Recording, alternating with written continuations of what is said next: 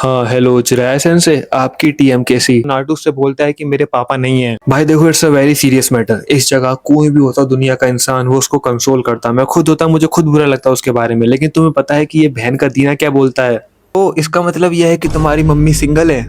मैं सच बताऊं, अगर मैं यहाँ पर नाटू की जगह होता ना, तो मैं तो साफ साफ बोल देता कि निकल मात। When I say this manga will change your life, I mean it। मैं काफी सारी छोटी छोटी वन शॉट मांगास पढ़ता हूँ, लेकिन मेरे चैनल को देखकर लगता होगा आपको कि सिर्फ और सिर्फ जेजेके और नारुतो से ही मेरा चैनल चल रहा है। बट ऑफ कोर्स मैं कुछ नया नया ट्राई करता रहना चाहता हूँ, और इसलिए आज मैं लाया हूँ आपके लिए एक ऐसी one shot manga which is so so so beautifully written कि जो भी बंदा वीडियो देख रहा है वो कुछ ना कुछ अलग सीख कर जाएगा इस वीडियो से। बहुत बड़ी मांगा नहीं है ये, वीडियो एंड तक देखो एंड आई प्रॉमिस अगर वीडियो में तुम्हें ये मांगा पसंद नहीं आई तो तुम अनसब्सक्राइब कर जा सकते हो। तो हमारी कहानी की शुरुआत होती है हमारे मेन कैरेक्टर से, जो कि 11 साल का है और उसके समर वेकेशन से शुरू होने वाले हैं, और वो अपनी क्लास में अकेले बैठा हुआ है। वो अभी तक हेड डाउन कर एकदम शांति से बैठा हुआ था, लेकिन जैसे ही वो अपना सर उठाता है वो अपने सामने एक लड़की को खड़े हुए पाता है। और टिपिकल हर एक मांगा और एनिमे की तरह दोनों ही, हमारे लड़का और लड़की दोनों ही कुछ ज्यादा ही शाय हैं। दोनों एक दूसरे को देखते हैं, शर्मा जाते हैं। लड़की हेजिटेट करती है और फंबल करते हुए बोलती है कि ये कर्टेन्स पिछले समर वेकेशन से पहले ही धुले हैं, मतलब इतने टाइम से इनको धोया नहीं गया है। उसके बाद हमारा लौंडा क्या करता है, उनको सूंघने लगता है। खैर वो लड़की बिना कुछ बोले वहां से निकल जाती है, और तभी हमें पता लगता है कि हमारे मेन कैरेक्टर का नाम है नात्सुरो। अब देखो, जापानी नामों में और हम में बनती नहीं है। क्या पता जापानी नाम बोलते बोलते तुम्हें दो गाली दे दी, ना मुझे पता चला ना तुम्हें पता चला, वीडियो डिमोनेटाइज हो गई। इतने भयंकर भयंकर नाम मुझसे तो प्रोनाउंस नहीं होते, तो हम इनकी शॉर्ट फॉर्म रखेंगे। नाटू होगा हमारे मेन कैरेक्टर का नाम। हाँ नाटू होगा, बस मैंने डिसाइड कर लिया नाटू होगा। और फीमेल कैरेक्टर का नाम होगा सू। मुझे नहीं पता कि उसे जापानी में क्या बोलते हैं, मैं तो सू ही बुलाऊंगा। वेल उसके बाद हमारे नाटू भाई का एक दोस्त आता है जो कि उसे प्रैक्टिस के लिए बुलाता है, फुटबॉल की प्रैक्टिस। लेकिन हमारे नाटू भाई की नजर कहीं और ही है। हाँ हेलो चिराया सेंसे, आपकी टीएम कैसी। थर की मेन कैरेक्टर की कॉलोनी में मेरे को एक नया एडमिशन करवाना है। अरे लड़का एकदम यंग है, एकदम वैभव सूर्यवंशी है, एकदम 11 साल का। अरे अभी अगर टैलेंट में इन्वेस्ट करोगे तभी तो आगे जाकर तुम्हारा नाम रोशन करेगा। मैं बता रहा हूँ लड़के में बहुत टैलेंट है। आगे चलकर तो मैं बता रहा हूँ मास्टर रोशी को भी पीछे छोड़ देगा ये। उसके बाद बात करें तो हमारे नाटू और उसके दो दोस्त मिलकर छुट्टी में घर जा रहे होते हैं, जहाँ पर वो लोग बात कर रहे होते हैं सू की हाइट के बारे में कि किस तरीके से वो अपनी उम्र की लड़कियों से बहुत लंबी है। और उसके बाद एक नाटू का झाटू दोस्त कुछ ऐसी चीज बोलता है जो मैं बोल भी नहीं सकता, भाई तुम खुद ही पढ़ लो। और उसके बाद हमें दिखाया जाता है एक फ्लैशबैक में हमें बताया जाता है कि नाटू जब आया था इस स्कूल में, उसने अपने आप को इंट्रोड्यूस किया था पूरी क्लास के सामने। तो क्लास की सबसे सुंदर लड़की ने उसे प्रपोज किया था और उसको चॉकलेट ला कर दी थी। क्या बात है भाई, भाई का हो रहा तो पहले दिन इतना ज्यादा हो गया। अब तुम बताओ इस सिचुएशन में तुम होते तुम क्या करते। तुम तो कभी हो गए नहीं सिचुएशन में। मैं बताता हूँ ये बहन का दीना क्या करता है उस सिचुएशन में। ये बंदा पूरी क्लास के सामने बोल जाता है कि मुझे चॉकलेट वॉकलेट की कोई नॉलेज नहीं है, मुझे फर्क नहीं पड़ता। और बंदा फुटबॉल लेकर बाहर खेलने चला जाता है। Oh my God. हेलो उरोचिमारू भाई, तेरे लिए एक नया माल है। खैर उसके बाद हमारे नाटू भाई से वो लड़की कभी जिंदगी में बात नहीं करती, हमेशा उसे इग्नोर करती है। खैर अब हम आते हैं प्रेजेंट टाइम में, जहाँ पर हमारा नाटू और उसके सारे के सारे फ्रेंड्स तैयार है फुटबॉल प्रैक्टिस के लिए। लेकिन उन्हें पता लगता है कि उनके पुराने कोच को कैंसर है, और इसलिए उन्होंने एक नया कोच असाइन किया है स्कूल वालों ने, और उनके नए कोच का नाम है, भाई देखो अगेन ये जापानी नाम मेरे से तो नहीं लिए जाते, मैं इसको MS बुलाऊंगा, थाला फॉर अ रीजन।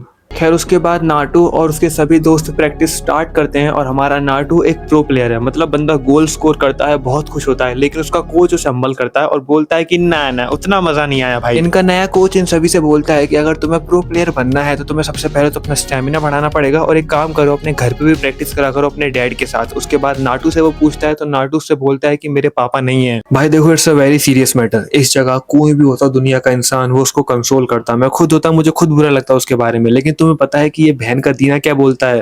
तो इसका मतलब यह है कि तुम्हारी मम्मी सिंगल है। मैं सच बताऊं, अगर मैं यहाँ पर नाटू की जगह होता ना, तो मैं तो साफ साफ बोल देता कि निकल मात। ऑफ कोर्स ये बात सुनकर हमारे मेन कैरेक्टर नाटू भाई को बिल्कुल अच्छा नहीं लगता। नाटू भाई बहुत बुराई करते हैं अपने दोस्तों के सामने उस कोच की, और बोलते हैं कि काश ये जल्द से जल्द यहाँ से चला जाए और हमारे पुराने कोच वापस आ जाएं। वो इंसान अच्छे थे, भले ही कोच अच्छे ना हो। मैंने तुम लोगों को पहले ही बता दिया कि उन्हें कैंसर है, लेकिन हमारे नाटू भाई को यहाँ पर पता लगता है कि उनके कोच को कैंसर है, जिसको सुनकर वो थोड़ा सा हिल जाता है, सहम जाता है। उसका रीजन हमें आगे जाकर पता चलेगा। लेकिन वेल उसके बाद हमारा लड़का थोड़ा सा सैड हो जाता है और अकेले खड़ा होता है एक ब्रिज पर। तभी उसे एक बिल्ली मिलती है। है जिसको किसी ने अबेंडन कर दिया था और वो बेचारी भूख के मारे रो रही थी। इसलिए हमारे नाटू भाई उसे अपने घर ले जाते हैं, लेकिन एक बहुत बड़ी प्रॉब्लम होने वाली है। पहले नाटू भाई हमारे उसे छुपा देते हैं और उसके बाद अपनी माँ के पास जाते हैं। उसकी माँ एक स्ट्रगलिंग राइटर थी जो कि बहुत दुखी थी। उस पर अचानक से बहुत काम आ गया था, बहुत प्रेशर आ गया था, वो ये सब सहन नहीं कर पा रही थी। वो एकदम ब्रेक डाउन हो जाती है अपने बेटे के सामने और उसके बाद उसका बेटा बताता है कि उसका दिन आज कैसा गया और वो ये भी बताता है कि उनके कोच को कैंसर है। और उसके बाद वो अपनी माँ से पूछता है कि क्या कैंसर से लोग मर जाते हैं, तो ऑफ कोर्स उसकी माँ उससे बोलती है कि नहीं नहीं ऐसा कुछ नहीं है, तुम्हारे कोच बच जाएंगे, कैंसर से जरूरी नहीं है कि इंसान मर ही जाए। उसके बाद वो चुप रहता है और बोलता है लेकिन फादर तो मर गए थे। हाँ, नाटू के फादर को भी कैंसर था और इसलिए वो मर गए थे। लेकिन ऑफ कोर्स उसकी माँ ब्रेक डाउन नहीं होना चाहती थी उसके सामने, उसे बहुत बुरा लगता है और नाटू भी समझ जाता है कि शायद उसने गलत बोल दिया। उसकी माँ उठती है और काम करने लग जाती है। वो बहुत सैड थी, इसलिए नाटू उन्हें पीछे से बैक हक करता है, उन्हें कंसोल करता है और सॉरी बोलता है। लेकिन उसके बाद उसकी माँ चीखने लगती है। उसके बाद नाटू पूछता है कि क्या हम अपने घर पर एक बिल्ली रख सकते हैं। उसकी माँ डर जाती है, उसकी माँ चीखने लगती है और चिल्लाती है नाटू पर, बोलती है कि तुम्हें पता है ना कि मुझे एलर्जी है कैट से। उसकी माँ उस पर चिल्लाती है और बोलती है कि तुमने कैट को छुआ, उसके बाद तुमने मुझे छू लिया, इसकी वजह से मुझे और एलर्जी हो रही है, अब तुम यहाँ से जाओ, बाहर निकल जाओ। और उसके बाद उसकी माँ पूरा का पूरा घर साफ करती है और नाटू को घर से भगा देती है। उसके बाद नाटू हमारा अपनी बिल्ली को लेकर सड़कों पर घूमता रहता है। तभी उसे दिखाई देती है सू और उसके साथ उसका एक भाई होता है जिसका नाम था यूटा। हमारा लौंडा थोड़ा सा ऑकवर्ड होकर पूछता है सू से कि क्या तुम इस बिल्ली को रख सकती हो, मेरी माँ अलाउड नहीं कर रही इसे रखने के लिए। लेकिन जो सू का भाई था वो बहुत एक्साइटेड हो जाता है और बोलता है कि हाँ हाँ बिल्कुल क्यों नहीं। क्लियरली सू के भाई को बिल्ली बहुत पसंद आई और वो छोटा है इसलिए उसकी बात सुन लेती है उसकी बहन और बोलती है कि ठीक है हम इसका ख्याल रखने के लिए तैयार हैं, बट तुम्हें हमें 1000 येन देने होंगे पर मंथ इसके खर्चे के लिए। और उसके बाद ऑफ कोर्स ये बहुत ज्यादा रकम थी उसके लिए, लेकिन वो मान जाता है, नाटू भाई मान जाते हैं। वो लड़की उससे बोलती है कि ठीक है मुझे कुछ ग्रोसरी शॉपिंग करनी है तो उस बिल्ली को अपने साथ ही रखो, मैं ले लूंगी तुमसे। उसके बाद हम देखते हैं कि नाटू और साथ में वो लड़की और साथ में उसका छोटा भाई सब मिलकर शॉपिंग कर रहे होते हैं। उसका छोटा भाई हर एक छोटी छोटी चीज पे बहुत ज्यादा एक्साइटेड हो रहा था। नाटू उस लड़की से पूछता भी है कि तुम्हारे पेरेंट्स मान जाएंगे, वो लड़की कुछ नहीं बोलती इस बारे में। और उसके बाद हम देखते हैं कि वो लोग शॉपिंग करते हैं। वो लड़की एकदम मतलब जो सू होती है एकदम प्रिसाइज प्राइस देती है, बहुत मोल तोल करती है और सारी की सारी चीजों का रिकॉर्ड रखती है। नाटू भाई being a gentleman just like me उसकी मदद करते हैं, उसके ग्रोसरीज बैग उठाते हैं और साथ में वो लोग पहुंचते हैं फिर उसके घर पर, सू के घर पर जिसकी हालत बहुत खराब थी। नाटू सू से पूछता है कि तुम्हारे पेरेंट्स कहाँ हैं, तो सू बताती है कि उसके पेरेंट्स है ही नहीं, जिसको सुनकर नाटू एक बार फिर से शॉक हो जाता है। नाटू को अब समझ में आता है कि सू इतनी छोटी होकर भी इतनी समझदार क्यों है, बिकॉज उसने बचपन से ही अपना घर खुद चलाया है। वो खुद इतनी छोटी है लेकिन ऊपर से उसके पास रिस्पॉन्सिबिलिटी है उसके छोटे भाई का ख्याल रखने की भी, जो कि बहुत बड़ी बात है। उसके बाद ऑफ कोर्स हमारे नाटू भाई हेल्प करने की कोशिश करते हैं घर के काम में उस लड़की की। उसके बाद नाटू और उसका छोटा भाई साथ मिलकर उस बिल्ली से खेल रहे होते हैं और सू एकदम चुपचाप बैठी होती है, लेकिन जैसे ही वो देखती है उस बिल्ली को उसको भी उसको खिलाने का मन करता है। ऑफ कोर्स वो कितना भी छुपा ले है तो वो एक छोटी सी बच्ची ही, इसलिए वो उनके पास जाती है, उस बिल्ली को मांगती है और उस बिल्ली को खिलाने लगती है, जिसको देखकर हमारा लौंडा प्यार में पड़ चुका है। इस उम्र में प्यार भाई घोड़े तो लगने ही है, क्या मतलब एक्सपीरियंस से बोल रहा है।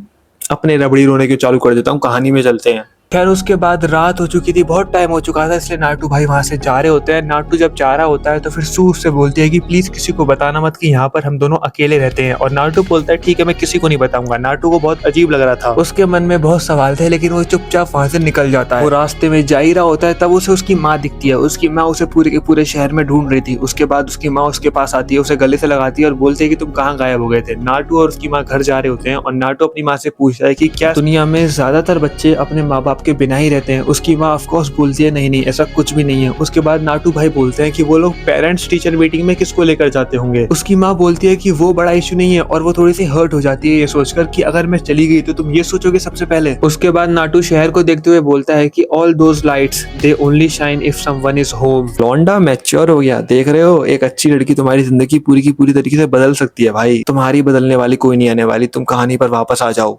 के बाद चैप्टर 2 स्टार्ट होता है, जहाँ पर हमें पता लगता है कि नाटू ने पूरे के पूरे समर वेकेशन में सिर्फ और सिर्फ सॉकर ही खेला है और अभी भी वो अपने नए कोच से नफरत करता है, क्योंकि उसका कोच उसका मजाक उड़ाता है और बोलता है कि तुम मार्च में पैदा हुए हो ना, तुम कभी फुटबॉलर नहीं बन पाओगे, तुम बहुत जल्दी पैदा हो गए। क्या आदमी है यार ये। यार मैं क्या बताऊं यार, इसको देखकर मुझे अपने एक पीटी सर याद आ रहे हैं। मैं बोलूं या नहीं बोलूं यार, मेरे को डर लग रहा है भाई। बिल्कुल इस जैसी बात करते हैं वो, बिल्कुल इस जैसी बात करते हैं और इसको देख के तो लग रहा है कि ये पीटी का टीचर है। मैं सच बताऊं वो तो यार भाई प्रेग्नेंट आदमी लगते हैं भाई वो, यार क्या बोलूं। कंट्रोल भाई, क्या पता गलती से वीडियो पहुंच गई उन तक तो दिक्कत हो जाएगी। हमारे नाटू भाई इसके मुंह पर फुटबॉल मारकर वहां से भाग जाते हैं। वेल उसके बाद नाटू और उसका दोस्त साथ में बात करते हैं, जहां पर इसका दोस्त बोलता है कि तुम्हें चिंता करने की जरूरत नहीं है, जैसे ही हमारे कोच सर वापस आ जाएंगे सब कुछ सही हो जाएगा। वेल उसके बाद नाटू भाई थोड़े से एक्साइटेड होकर पूछते हैं कि भाई स्कूल के बाद तू क्या करने वाला है, तू कौन सी फुटबॉल टीम ज्वाइन करेगा। तो उसका दोस्त साफ साफ बोल देता है कि मैं फुटबॉल नहीं खेलने वाला आगे जाकर। नाटू भाई के दोस्त की फैमिली थोड़ी सी टिपिकल फैमिली है, उनको चाहिए सिर्फ और सिर्फ उनका लौंडा काम करे, एक नॉर्मल जॉब करे, सिक्योर जॉब करे, बस।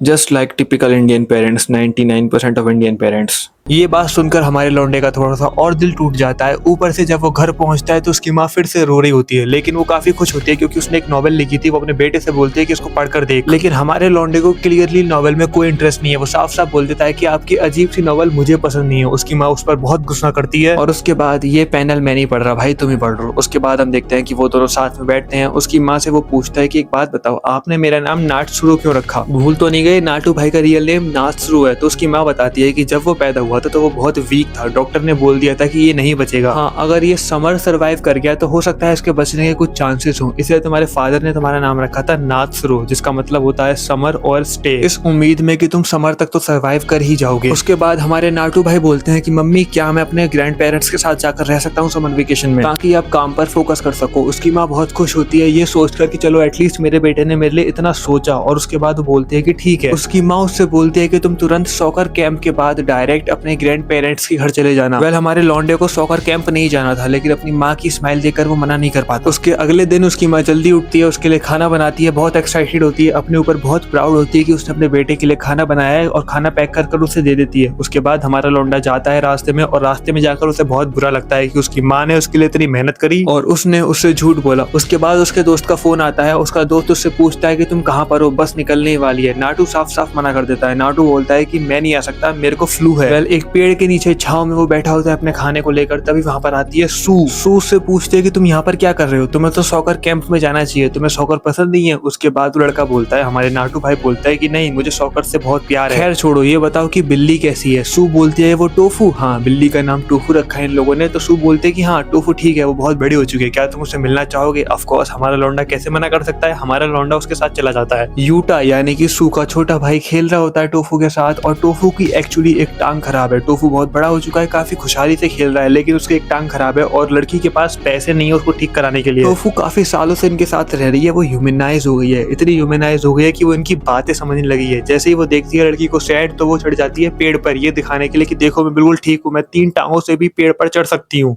नाटू की माँ का फोन आता है, वो उससे पूछते है क्या तुम सही से पहुंच गए? नाटू बोलता है कि हाँ मैं बिल्कुल सही टाइम पर पहुंच गया। वो खाने की तारीफ कर कर झूठ बोलकर फोन को काट देता है। सू देखती है हमारे नाटू भाई का चेहरा। नाटू भाई बहुत सैड थे। सू अंदर जाती है और टूना बर्गर बनाने लग जाती है। सू को देखकर नाटू भाई को तरस आता है, तो वो कुछ पर्सनल सवाल पूछता है, जैसे कि तुम्हारे फादर कहाँ पर है, क्या तुम सच में अकेले रह रही हो? तो सू सबसे पहले बोलते है कि देखो किसी को बताना मत, और उसके बाद वो बताती है कि उसके फादर बहुत रेयरली घर पर आते हैं, और उसकी माँ बहुत पहले ही उन्हें छोड़कर चली गई। जिसके बाद हम देखते हैं कि वो काफी ज्यादा सरप्राइज होता है कि आखिरकार एक छोटी लड़की कैसे इतने सालों से अपना घर संभाल रही है। उसके बाद नाटू पूछता है लड़की से कि तुम क्या बना रही हो? लड़की बोलती है कि मैं टूना बर्गर बना रही हूँ। नाटू बोलता है कि तुम टूना बर्गर बना सकती हो अपने हाथ से? मेरी मम्मी तो हमेशा फ्रोजन फूड लाती हैं। ऑफ कोर्स भाई सू के पास पैसे नहीं है फ्रोजन फूड खरीदने के, वरना वो भी वही खरीदती। सू बोलती है कि देखो मेरे पास एक एक्स्ट्रा बर्गर है, क्योंकि मैंने गलती से एक एक्स्ट्रा बर्गर बना लिया, अगर तुम खाना चाहो तो खा सकते हो। उसके बाद वो लोग बैठते हैं और साथ में बर्गर खाते हैं। एंड ऑफ कोर्स भाई सू ने ये जानबूझकर किया है। भाई सू इतनी प्रिसाइज लड़की है तो हमें लगता है कि वो एक एक्स्ट्रा बर्गर बनाएगी। एंड ऑफ कोर्स भाई उसके बाद वो लोग टीवी चलाकर देख रहे होते हैं, बर्गर खा रहे होते हैं, साथ में कुछ ऐसे सीन आ जाते हैं जिसकी वजह से मूड थोड़ा सा और ऑकवर्ड हो जाता है। अब नाटू भाई घर वापस नहीं जा सकते, तो वो उसी से पूछ लेते हैं कि क्या मैं तुम्हारे साथ रह सकता हूँ? और उसके बाद वो लड़की हाँ कर देती है, लेकिन रहने के लिए सिर्फ और सिर्फ 500 येन चाहिए हर नाइट, और तुम्हें साथ में घर के काम में मदद करवानी पड़ेगी। नाटू भाई तो ऑफ कोर्स बहुत खुश होते हैं। उसके बाद यूटा और नाटू भाई साथ में मिलकर नहा रहे होते हैं। नहाते नहाते ही यूटा नाटू से बोलता है कि मेरी बड़ी बहन को तुम बहुत कूल लगते हो, जिसकी वजह से उसके पेट के अंदर गुदगुदी होने लगती है, उसे बहुत मजा आता है, उसे बहुत खुशी होती है। मैंने अब तक बहुत छुपाने की कोशिश करी, लेकिन अब fuck it, I am jealous of him. Of course भाई, मजबूरी में नाटू और सू को साथ में सोना पड़ता है। आई मीन ऑफ कोर्स एक बिस्तर में सोना पड़ता है। हम देखते हैं कि वो यूटा को देखता है, वो यूटा के पास जाना चाहता था लेकिन यूटा बेचारा खुद एक अलमारी में सो रहा था। वेल उसके कुछ टाइम बाद ही बाहर से आवाज आने लगती है, एक बहुत ही अजीब सी आवाज, जिसको सुनकर यूटा इतना डर जाता है कि वो उन दोनों के बीच में आकर सो जाता है। और यूटा के साथ साथ एक्चुअली हमारी सू भी बहुत डर रही थी। वेल नाटू भाई को थोड़ा बहुत ही डर लग रहा था, लेकिन जैसे ही वो उन दोनों का एक्सप्रेशन देख रहा था उसको भी थोड़ी सी परेशानी होने लगती है। वो सोचता है कि आखिरकार ये लोग इतना क्यों डर रहे हैं। धीरे धीरे कर आवाज रुक ही नहीं रही थी और ये लोग और भी ज्यादा डरना चालू कर देते हैं। ये लोग पैनिक करने लग जाते हैं और इनको देखकर भाई हमारा लौंडा थोड़ा सा डरने लगता है कि आखिरकार यहाँ पर चल क्या रहा है। सू और उसका भाई आ जाते हैं उसके पीछे और लौंडा सोचता है कि अब टाइम आ गया है हीरो बनने का, इम्प्रेस करने का। लौंडा उठता है, लौंडे की फटकर 4 हो चुकी है लेकिन वो फिर भी उठता है और बाहर का गेट खोलता है। बाहर कोई नहीं था, एक कीड़ा था जो कि मर गया था और आवाज कर रहा था। आई मीन ऑफ कोर्स वो मरा नहीं था लेकिन वो थोड़ा सा इंजर्ड था, जिसको देखकर वो लोग रिलीफ फील करते हैं। लेकिन तभी कुछ अजीब नोटिस करता है हमारा नाटू देखता है कि एक कैन रखी है और उसमें फ्लावर रखे हैं। वहां पर पीछे मुड़ता है, वो देखता है कि सू भागकर उसकी तरफ आ रही है और उसे गले से लगा लेती है और वो रोने लगती है, जिसको देखकर हमारा लौंडा थोड़ा सा परेशान हो जाता है। उसको कंसोल करता है, उसे गले से लगाता है और बोलता है कोई बात नहीं, सब ठीक हो जाएगा, बताओ यहाँ पर चल क्या रहा है। उसके बाद शुरू होता है चैप्टर 3, जहाँ पर हम देखते हैं कि उस बीटल को इन लोगों ने पाल लिया है और उसका नाम रख लिया है बेंस, बिकॉज वो ब्लैक है।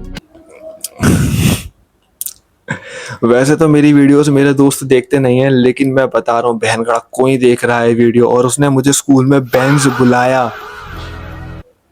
भाई यार बाद हमें पता लगता है कि ये तीनों के तीनों एकदम फैमिली की तरह ही रहने लगे हैं। बिल्कुल फाइनली सू की जिंदगी में कोई ऐसा है जो उसके साथ जिम्मेदारी बांट सकता है और नाटू भी बहुत खुश है सू की हेल्प कर। सू लिटरली नाटू के ऊपर बहुत ज्यादा डिपेंडेंट हो गई है और उसे अपनी फैमिली का मेंबर ही मांगने लगी है। यूटा और नाटू खेलते रहते हैं, सू उनका हमेशा ख्याल रखती है, उनके लिए खाना बनाती है और वो लोग 24 घंटे साथ में बिताते हैं, जिसकी वजह से उनके बीच काफी अच्छा क्लोज बॉन्ड डेवलप हो जाता है। वेल सू पिछले कुछ दिनों से बहुत खुश थी और उसकी खुशी डबल हो जाती है क्योंकि एक फेस्टिवल आने वाला था और वहां पर उसके फादर ने वादा किया था कि उस फेस्टिवल पर वो रिटर्न करेगा। ऑफ कोर्स ये सुनकर नाटू भी बहुत खुश होता है कि फाइनली उसके फादर से उसे मिलने का मौका मिलेगा और सू तो बहुत ही ज्यादा खुश होती है। उसका छोटा भाई भी बहुत खुश होता है, वो पूरा का पूरा घर सजा देते हैं, अच्छा अच्छा खाना बनाते हैं। नाटू को कुछ सामान मिल नहीं रहा होता तो वो सू से पूछता है। सू बोलती है कि वो तो दादाजी के कमरे में मिलेगा। नाटू बहुत सरप्राइज होता है और उससे पूछता है कि तुमने दादाजी के बारे में अभी तक मुझे क्यों नहीं बताया, दादाजी आखिरकार है कौन। जिसकी बात सुनकर सू परेशान हो जाती है और बोलते हैं कि सॉरी, दादाजी नहीं, पापा के कमरे में मिलेगा। और दादाजी का नाम सुनकर ही सू का चेहरा बन जाता है और ये देखकर हमारा नाटू भाई बहुत परेशान होता है, लेकिन वो कुछ नहीं बोलता। और उसके बाद वो लोग अच्छे कपड़े पहनकर डिनर तैयार कर घर सजाकर बैठे होते हैं, उसके फादर का इंतजार कर रहे होते हैं। वो लोग इंतजार करते रहते हैं लेकिन वो कभी नहीं आता। Her father never showed up, जिसको देखकर हमारा नाटू भाई बहुत परेशान होता है। वो लड़की भी रोने लगती है। उसके बाद नाटू भाई उससे पूछता है कि क्या हुआ, तो वो लड़की बताती है कि उसके फादर ने वादा किया था कि वो इस फेस्टिवल तक वापस आ जाएगा, बट हर साल वो उसका इंतजार करते हैं इस फेस्टिवल के दिन, लेकिन वो कभी नहीं आता। यूटा तो चला जाता है लेकिन सू वहां से भागकर चली जाती है। उसकी आंखों में आंसू थे और ये बात नाटू देख पा रहा था, इसलिए नाटू उसके पीछे जाता है। सू बहुत उदास होती है, वो जैसे तैसे कर अपने आंसू छुपा ही रही थी। उसके बाद नाटू भाई उसके पास जाते हैं और बोलते हैं एक स्माइल के साथ कि देखो यार, मुझे इस फेस्टिवल के बारे में कुछ नहीं पता, आगे चलकर मेला लग रहा है, चलो एक काम करते हैं, साथ में चलते हैं, सेलिब्रेट करते हैं एटलीस्ट ये मेला। नाटू भाई को पता था कि ये लोग अगर आज घर में ही बैठे रहे तो फिर सू का मूड कभी भी सही होने नहीं वाला, इसलिए नाटू भाई ने ये स्टेप उठाया और उसके बाद सू उठती है और अंदर चली जाती है, जिसको देखकर नाटू भाई घबरा जाते हैं। नाटू भाई को लगता है कि शायद उन्होंने कुछ गलत बोल दिया गलत टाइम पर, लेकिन सू असल में तैयार होने गई थी। और सू जैसे ही कपड़े पहनकर बाहर आती है, नाटू भाई उसको देखकर बावले हो जाते हैं। भाई किस्मत हो तो ऐसी, वरना जिंदा तो तुम लोग भी हो। खैर उसके बाद ये लोग मेले में जाते हैं। वहाँ पर यूटा छोटी छोटी चीजें देखकर बहुत ज्यादा एक्साइटेड हो जाता है और वहाँ पर हमारे नाटू भाई और सू के बीच थोड़ा सा रोमांस भी चालू हो जाता है। दोनों हाथ में हाथ डालते हैं, एक साथ घूमते हैं। नाटू भाई की लाइफ में तो उसकी माँ भी थी, उसके फ्रेंड्स भी थे, वो बहुत खुश था अपनी लाइफ में, उसे अपने फादर का इतना गम नहीं था। लेकिन सू के लिए वो उसका पहला फैमिली मेंबर था, पहला दोस्त था। वो क्लास की सबसे सुंदर लड़की भी थी मेले में, जिसको नाटू भाई ने शुरुआत में फंबल कर दिया था, लेकिन हमारे नाटू भाई को देखकर और साथ में सू को देखकर वो जेलस हो जाती है बहुत ज्यादा। भाई यहाँ पर जेन्युइनली नाटू ना सू का होम बन चुका है, सू का घर बन चुका है। जिंदगी में सू ने कभी भी अपना कोई दोस्त बनाया नहीं है। मतलब ये it sound so depressing, so sad की बंदी अभी बहुत छोटी है, एक छोटी सी बच्ची है वो अभी भी, और उसका पहला दोस्त इस उम्र में जाकर बन रहा है क्योंकि उसके छोटे कंधों पर ऑलरेडी काफी ज्यादा जिम्मेदारियां आ गई थी। मतलब सिचुएशन ऐसी हो गई कि वो बंदी अपने दोस्त तक नहीं बना सकती, किसी के साथ शेयर भी नहीं कर सकती कि उसके साथ क्या हुआ है। बट यहाँ पर हमारा नाटू उसकी जिंदगी में एक एंजल बनकर आता है भाई। वेल हम देखते हैं कि कुछ टाइम बीतता है, एक बार फिर से रेगुलरली ये लोग रहने लगते हैं साथ में, और उसके बाद हम देखते हैं कि वो बीटल मर जाता है, जो बेंस था वो मर जाता है। तो नाटू उसको जमीन में गाड़ देता है, लेकिन तभी यूटा उठकर आता है और यूटा बोलता है कि बेंस कहाँ पर है। उसके बाद नाटू बताता है कि बेंस मर चुका है, तो यूटा रोने लगता है और यूटा बोलता है कि मरने से पहले मुझे एक बार फाइनली उसे देखना है, मतलब दफनाने से पहले एक बार देखना है। नाटू उसे चुप कराता है और बोलता है कोई बात नहीं, देख लो देख लो। उसके बाद नाटू खोदना चालू करता है, लेकिन वो सरप्राइज था क्योंकि उसे बेंस मिलता ही नहीं है। नाटू खोदता जाता है और सोचता है कि मैंने इतना नीचे तो उसे नहीं दफनाया था। हम देखते हैं कि ये सुनकर जो सू है वो घबरा जाती है और उसकी तरफ भाग कर आती है, लेकिन अब बहुत देर हो चुकी होती है। नाटू जैसे ही खोदता चला जाता है, नीचे उसे मिलती है एक लाश। और उसके बाद आते हैं हम सीधे चैप्टर 4 पर जंप करते हैं। चैप्टर 4 में हमारी शुरुआत होती है फ्लैशबैक से ही। फ्लैशबैक में हमें सू की पूरी फैमिली दिखाई जाती है, उसका फादर, उसका ग्रैंडफादर, साथ में उसका छोटा भाई, सब मिलकर खाना खा रहे होते हैं। और वो खाना ऑफ कोर्स सू ने ही बनाया होता है। उसका फादर जोक अराउंड कर रहा होता है, जोक्स मारता है और बोलता है कि ठीक है मैं यहाँ से अब जा रहा हूँ। उसका फादर सू से बोलता है क्या मेरे एब्सेंस में तुम मेरे बेटे का और साथ में अपने ग्रैंडफादर का ख्याल रखोगे? सू बोलती है ऑफ कोर्स रखूंगी, हमेशा से मैं रखती आई हूँ, लेकिन अब जा कहाँ रहे हो? उसके बाद वो स्माइल करता है और बोलता है कि मैं भी आ जाऊंगा, मैं अगली साल फेस्टिवल तक आ जाऊंगा तुम्हारे लिए क्रैब लेकर। जिसको सुनकर लड़की थोड़ा सा शांत होती है, सू थोड़ा सा शांत होती है और वो बंदा चला जाता है। उसके बाद हम देखते हैं कि सू जा रही होती है स्कूल, और स्कूल जाने से पहले वो बोलती है अपने छोटे भाई से कि ग्रैंडफादर को कुछ भी हो जाए लेकिन बाथरूम में अकेले जाने मत देना, अगर वो गिर गए तो दिक्कत हो जाएगी। उसके बाद उसका ग्रैंडफादर बोलता है कि बेटी तुम बहुत ज्यादा समझदार हो, 2 मिनट रुको मैं तुम्हें पैसे ला कर देता हूँ। जिसके बाद सू बोलते हैं कि नहीं मुझे पैसे नहीं चाहिए, आप अगर ऊपर जाओगे तो गिर जाओगे, प्लीज ऊपर मत जाना। उसके बाद सू बाहर चली जाती है, लेकिन सू का छोटा भाई बोलता है कि आपको ऊपर चढ़ना है, मैं आपकी मदद करता हूँ। उसके बाद सू जब वापस आती है तो वो देखती है कि ग्रैंडफादर नीचे पड़े हुए हैं जमीन पर और उनके हाथों में पैसे। उसके बाद छोटा भाई बोलता है उसका कि ग्रैंडफादर पता नहीं क्यों हिल नहीं रहे। सू के पैरों के नीचे से जमीन खिसक जाती है। सू वहां पर बैठकर रोने लगती है क्योंकि उसे पता था कि उसके दादाजी मर चुके हैं। वो अपने फादर को फोन लगाने की कोशिश करती है, लेकिन उसके फादर भी फोन नहीं उठाते। और उसके बाद वो लड़की बैठकर रोने लगती है और दरवाजा बंद कर देती है। आसपास के लोग कभी कभी उसे विजिट करने आते हैं, लेकिन वो कभी भी जवाब नहीं देती। और उसके दादाजी एक्चुअली मर चुके थे और उनके अंदर से बदबू आने लगी थी। वही चीज नोटिस कर लेती है, उसे जल्द से जल्द कुछ करना पड़ेगा। तो सू जो कि इतनी छोटी सी बच्ची है कि बेचारी ढंग से अपने ग्रैंडफादर को उठा भी नहीं पा रही, वो जैसे तैसे कर अकेले खींचती है अपने छोटे छोटे हाथों से अपने ग्रैंडफादर को, उन्हें गार्डन में लेकर आती है और उन्हें खुद गाड़ देती है, मतलब खोदती है गड्ढा और गाड़ देती है। वाइल रीडिंग दिस मुझे रियलाइज हुआ कि अभी करंट टाइम में वो 13-14 साल की है, तो मतलब इस टाइम तक वो लिटरली 10 साल की भी नहीं थी। तुम ग्रेविटी समझ पा रहे हो कितनी बड़ी है इस चीज की? मतलब वो बंदी 10 साल की भी नहीं है और उसे क्या क्या करना पड़ रहा है। वेल इसके बाद हम प्रेजेंट टाइम में आते हैं एंड ऑफ कोर्स नाटू भी एक छोटा सा बच्चा ही है, तो वो देखकर डर जाता है उसे। और नाटू पूछता है कि तुमने एम्बुलेंस को क्यों नहीं बुलाया? तब तो एम्बुलेंस को बुलाने का कोई फायदा नहीं था, वो सू बोलती है कि तब तक वो मर चुके थे। नाटू पूछता है सहम के कि तुमने पुलिस को इन्फॉर्म क्यों नहीं किया? उसके बाद वो बताती है कि अगर मैं पुलिस को इन्फॉर्म करती तो उन्हें पता लग जाता है मेरे फादर के बारे में, उनको पता लग जाता है कि मेरे फादर ने मुझे अबेंडन कर दिया है। और हाँ मेरे फादर हरामी थे, लेकिन मैं नहीं चाहती थी कोई अनजान लोग मेरे फादर मेरी फैमिली के बारे में ऐसी बात करें।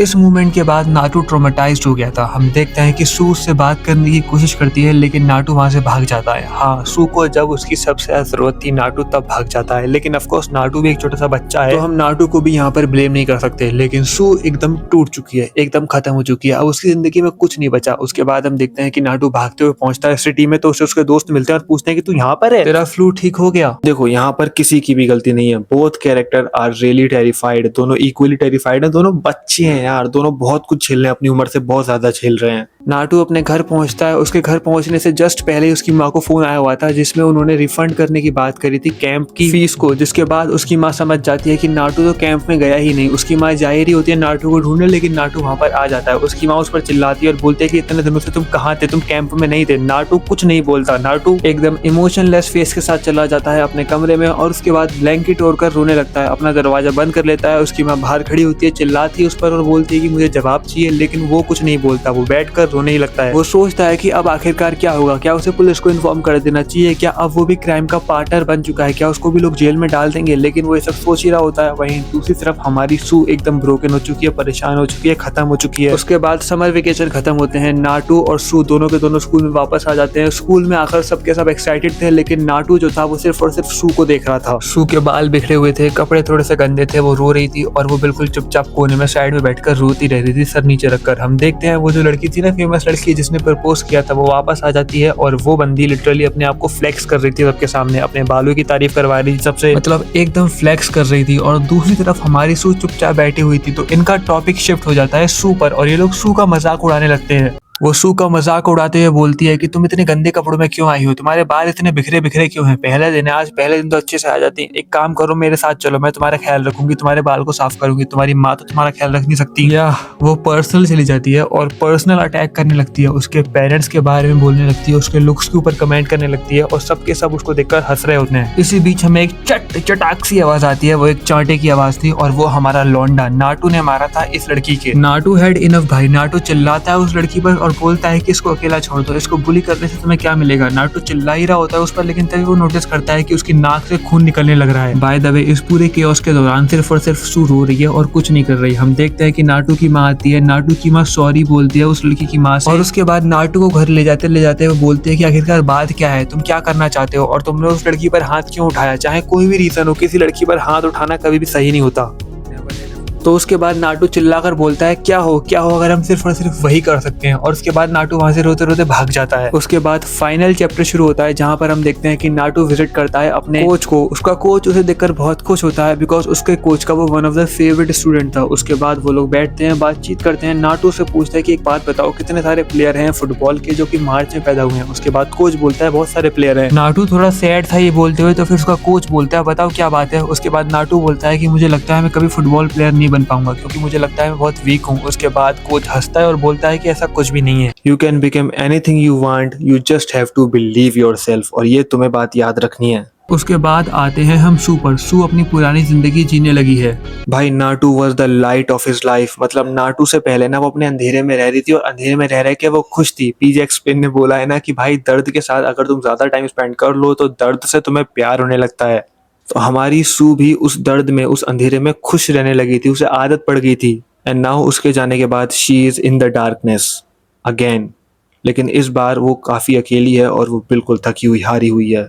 सू के लिए अभी और भी ट्रॉमा इंतजार कर रहा था क्योंकि हम देखते हैं कि जैसे ही सू रास्ते में जा रही होती है उसे मिलता है उसका फादर, उसका खुद का फादर दूसरी लड़की के साथ घूम रहा है। सू का दिल इतना भारी हो जाता है कि वो रोने लगती है और वो पूछती है अपने फादर से कि आखिरकार क्रैप का क्या हुआ, आखिरकार आप वापस लौटकर क्यों नहीं आए। उसके बाद वो लड़की पूछती है उसके फादर से क्या तुम इसको जानते हो। तो उसका फादर उसकी आंखों में आंखें डालकर उसका एक्सिस्टेंस डिनाई कर देता है। मतलब उसका फादर बोल देता है कि मैं इसको नहीं जानता। अपनी खुद की बेटी को वो बोल देता है कि मैं इसको नहीं जानता, जिसको सुनकर ऑफ कोर्स ऐसा लगता है कि सू की पूरी दुनिया खत्म हो चुकी है।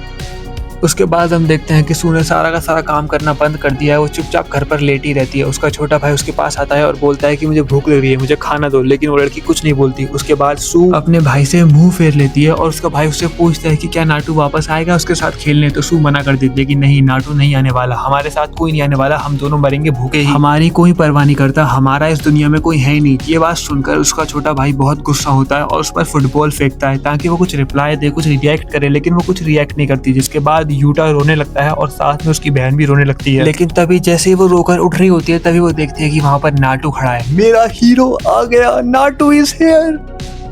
नाटू सू का हाथ पकड़ता है और बोलता है कि चलो कहीं भाग चले, और उसके बाद सू, नाटू और यूटा तीनों के तीनों भाग जाते हैं दूसरे शहर पर। नाटू कुछ पैसे लेकर आया था अपने साथ। उसके बाद हम देखते हैं कि वो लोग दूसरी सिटी में जाते हैं। दूसरी सिटी में जाकर वो लोग एंजॉय करते हैं जैसे बच्चों को करना चाहिए। उसके बाद ये लोग अपने अपने ड्रीम की बात करते हैं, जहाँ पर यूटा बोलता है कि मैं पूरे के पूरे ओशियन को घूमूंगा जब बड़ा हो जाऊंगा। उसके बाद हम देखते हैं कि नाटू बोलता है कि मुझे तो बस एक सॉकर प्लेयर बनना है। और उसके बाद हम देखते हैं कि जब वो लोग पूछते हैं सू से, तो सू साफ साफ बोलते हैं कि मुझे बस एक हाउसवाइफ बनना है, एक नॉर्मल ब्राइड। आई मीन उस बच्ची ने शुरुआत से इतनी सारी चीजें झेली हैं कि अब उसे एक नॉर्मल लाइफ जीना भी एक रिवॉर्ड लगता है, एक सपना लगता है उसके लिए। नाटू पूछता है ब्राइड किसकी, जिसको सुनकर हमारी सू ऑफ कोर्स शायली बोलती है कि किसी की नहीं, अभी मैंने डिसाइड नहीं किया। उसके बाद हम देखते हैं कि नाटू बोलता है कि मैंने सुना, तुम्हारे भाई ने मुझे बताया कि तुमने मुझे कूल बोला था। यहाँ पर हमारी सू एकदम पिघल जाती है भाई, एकदम शायली बोलती है कि अरे जब मैंने तुम्हें पहली बार देखा था तुम्हारे पास सबसे स्पेशल और कूल हेलमेट थी। जैसे ही वो नोटिस करती है कि ये सुनकर नाटू का चेहरा उतर गया है, बंदी लिटरली नाटू के ऊपर ग्रंथ पढ़ देती है, नाटू की तारीफें करने लग जाती है, जिसको देखकर नाटू बहुत खुश होता है। उसके बाद हम देखते हैं कि वो लोग खेल कर थक चुके थे और वो लोग बहुत परेशान हो गए थे क्योंकि वो घर से बहुत ज्यादा दूर आ चुकी हैं। उनके मन में थोड़ा सा डर बैठ चुका था, लेकिन उसके बाद हमारी सू नाटू को गले से लगाती है, थैंक यू बोलती है और बोलती है सब ठीक हो जाएगा। वो लोग थोड़ा सा आगे जाते हैं और आगे जाते ही उन्हें एक लेडी मिलती है। वो लोग लेडी से रिक्वेस्ट करते हैं कि क्या आप एक रात के लिए अपने घर में हमें रुकने दोगी। ऑफकोर्स वो लेडी मना कर देती है, लेकिन उसकी लेडी की जो छोटी बच्ची है वो मान जाती है। उस आंटी की लड़की मान जाती है और घर में रहने देती है उन्हें। उसके बाद ये सब मिलकर ओशियन का व्यू एंजॉय कर रहे होते हैं। तभी सू उठती है और अलमारी में जाकर छुप जाती है और उसके बाद नाटू उसके पीछे जाता है तो सू उसको अंदर बुला लेती है और बोलती है कि बाहर पुलिस वाले खड़े हैं इसलिए मैं यहाँ पर आ गई। And then finally Sue confess करती है, फाइनली जिसका हम सबको इंतजार था वो होता है।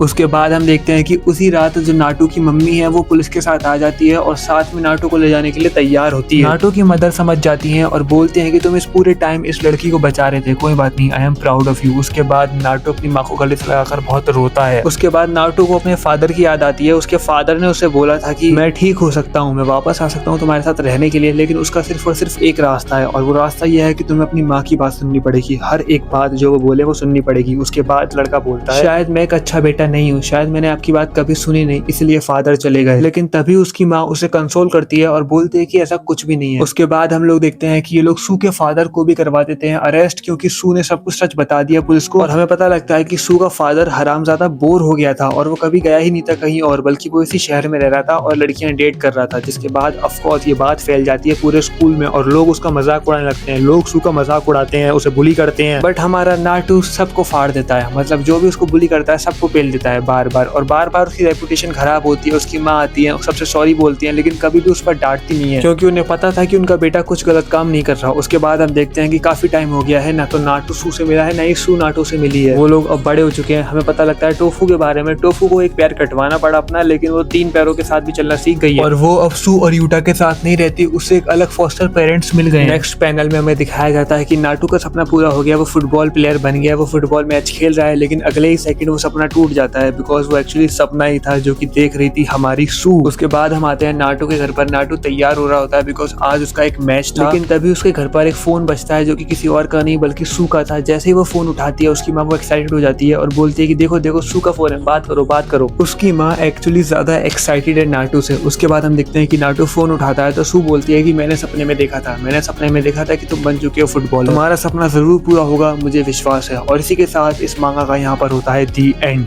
और इसी के साथ ये कहानी होती है यहीं पर खत्म। अब आप बताओ कमेंट में कि आपने क्या क्या सीखा। मैंने इस कहानी से 3 चीजें सीखी, वो तीनों की तीनों आपसे शेयर करना चाहूंगा मैं। पहली तो एज सिंपल एज दैट कि भाई चीजों को ग्रांटेड लेना बंद करो। तुम्हारे पेरेंट्स, तुम्हारा घर, जो भी तुम्हारे पास है, एक्चुअली तुम बहुत ज्यादा प्रिविलेज्ड हो उस चीज के लिए। हर किसी के पास नहीं है वो, तो उसकी रिस्पेक्ट करो, भगवान को थैंक यू बोलो कि तुम्हारे पास वो है। और don't run from your responsibilities. I mean वो छोटी सी बच्ची के पास हर एक कारण था कि अपनी जिंदगी से हाथ धो बैठती, वो भाग जाती है अपनी रिस्पॉन्सिबिलिटीज से, बट शी केप्ट फाइटिंग। तुम्हारी जिंदगी में भी कोई नाटू भेज ही देगा, और अगर नाटू तुम्हारी जिंदगी में नहीं आता है तो प्लीज बी समवंस नाटू। जरूरी नहीं है कि कोई तुम्हें हील करे, भाई तुम दूसरों को हील कर देखो, क्या पता उससे कि तुम खुद ही हील हो जाओ। ये थी आज की वीडियो। आई होप आपको वीडियो पसंद आई होगी। मैंने एक नई मांगा कवर करी। अगर आपको ये मांगा पसंद आई, इस पे अच्छा रिस्पॉन्स आता है, तो मैं आगे भी ऐसी वन शॉट मांगा लाता रहूंगा। लव यू, सायोनारा, बाय बाय।